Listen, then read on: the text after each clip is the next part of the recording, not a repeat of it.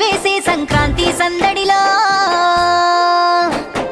ఆకాశానికి నిచ్చెన వేసే పిల్లల చేతిలో గాలిపటాలు మమకారంతో తల్లులు చేసే నోరూరించే పిండి వంటలు స్వర్గాన్నే తలపిస్తూ భూమి నిండా వెలిగే కాంతులు వచ్చింది వచ్చింది మురిపాల సంక్రాంతి